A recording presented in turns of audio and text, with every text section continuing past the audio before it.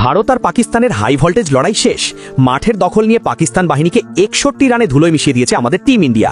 এই জয়ের সাথে সাথেই ভারত এখন সুপার 8-এর টিকিট বুক করে ফেলেছে। কিন্তু আসল খেলা তো এখন শুরু। ভারতের পরের লড়াই নেদারল্যান্ডসের বিরুদ্ধে।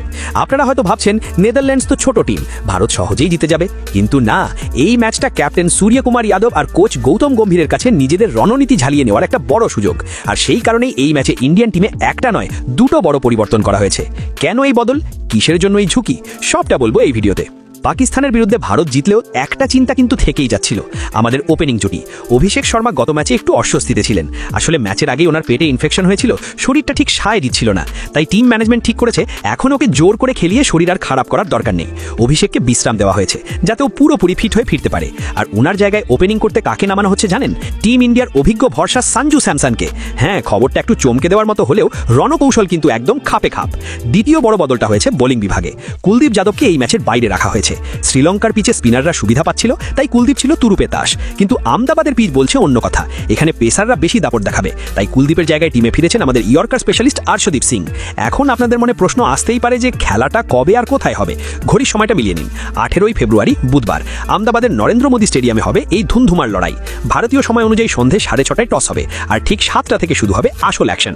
যারা টিভিতে দেখবেন তারা স্টার স্পোর্টস চালিয়ে দেবেন, আর ফোনে দেখতে চাইলে জিও হটস্টার অ্যাপ তো আছেই।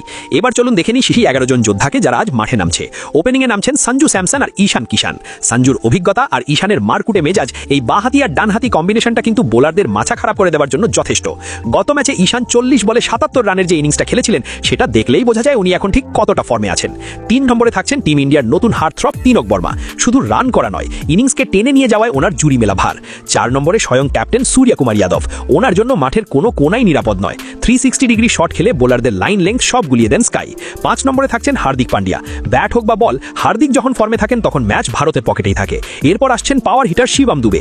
স্পিন বোলারদের জন্য দুবে এক আতঙ্কের নাম। 7 নম্বরে থাকছেন আমাদের সাইলেন্ট কিলার অক্ষর প্যাটেল। কিপটে বোলিং আর দরকার পড়লে বড় বড় ছক্কা মারা অক্ষর কিন্তু ম্যাচের মোড় ঘুরিয়ে দিতে ওস্তাদ। 8 নম্বরে থাকছেন ফিনিশার রিঙ্কু সিং।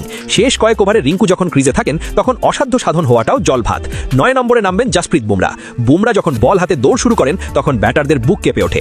10 নম্বরে আর্শদীপ সিং, যার বাঁহাতি সুইং নেদারল্যান্ডসের টপ অর্ডারকে বেশ চাপে রাখবে। আর স্পিন বিভাগ সামলাবেন রহস্যময় বোলার বরুণ চক্রবর্তী। ওনার হাতের কারিগরি বোঝা যে কোনো ব্যাটারের পক্ষেই বড় চ্যালেঞ্জ। টিম তো তৈরি, এবার আসল পরীক্ষা মাঠে। ভারত কি পারবে তাদের এই জয়ের ধারা ধরে রাখতে, নাকি নেদারল্যান্ডস কোনো অঘটন ঘটিয়ে দেবে? আপনাদের কি মনে হয়, এই নতুন টিম কি বেশি শক্তিশালী? সঞ্জু স্যামসন কি ওপেনিংয়ে রান পাবেন? আপনাদের মনের কথা কমেন্ট বক্সে অবশ্যই জানান। আপনাদের কমেন্টের অপেক্ষায় রইলাম। আজকের মতো এটুকুই, দেখা হচ্ছে পরের ভিডিওতে। জয় হিন্দ। ও হ্যাঁ, ভিডিওটা ভালো লাগলে লাইক আর বন্ধুদের সাথে শেয়ার করতে কিন্তু একদম ভুলবেন না। নজর রাখুন আমাদের চ্যানেলে সব লেটেস্ট আপডেটের জন্য। ধন্যবাদ।